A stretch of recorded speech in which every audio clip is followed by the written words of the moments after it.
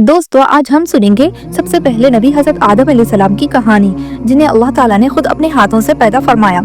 यही हमारे पहले बाप है और उनकी बीवी हज़रत हव्वा हमारी पहली माँ है। जब अल्लाह ताला ने ज़मीन और आसमान बनाए तो अल्लाह ने फरिश्तों से फरमाया, मैं ज़मीन पर एक बंदा अपना खलीफा पैदा करने वाला हूँ। फरिश्तों ने अर्ज किया, या अल्लाह, क्या आप ऐसे शख्स को बनाएंगे जो ज़मीन पर फसाद करेगा और खून बहाएगा? अल्लाह ने फरमाया, मैं वो जानता हूँ जो तुम नहीं जान सकते। फिर अल्लाह ताला ने ज़मीन की मिट्टी ली, उससे पानी से मिलाया और उस मिट्टी से एक खास सूरत बनाई। फिर अल्लाह ने उस जिस्म में अपनी रूह फूंक दी तो वो जिस्म जिंदा हो गया और वो थे हज़रत आदम अलैहिस्सलाम। अल्लाह ने सबसे पहले फरिश्तों को हुक्म दिया कि वो आदम अलैहिस्सलाम को सजदा करे, इज्जत और एहतराम के तौर पर। सब फरिश्तों ने सजदा किया मगर एक था इब्लीस, जिसने सजदा करने से इनकार कर दिया। इब्लीस ने कहा, मैं आग से बना हूँ और आदम मिट्टी से, मैं उससे बेहतर हूँ। उसकी घमंड की वजह से अल्लाह ने उसको अपनी रहमत से दूर कर दिया और उसे जन्नत से निकाल दिया। तब से वो शैतान बन गया जो इंसान को गुमराह करता है। अल्लाह ताला ने हज़रत आदम अलैहिस्सलाम को जन्नत में रखा और उनके लिए हर नियामत हलाल कर दी। लेकिन आदम अलैहिस्सलाम अकेले थे तो अल्लाह ने उनके साथ के लिए एक और इंसान पैदा किया, हज़रत हव्वा अलैहिस्सलाम। हव्वा अलैहिस्सलाम हज़रत आदम अलैहिस्सलाम की फसली से बनी गई ताकि दोनों एक दूसरे का सुकून बने।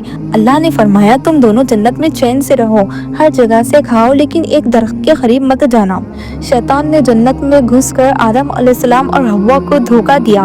उसने कहा, अगर तुम इस दरख्त का फल खा लोगे तो हमेशा जिंदा रहोगे। शैतान ने उन्हें लालच दी। आदम और हव्वा ने उस दरख्त का फल खा लिया।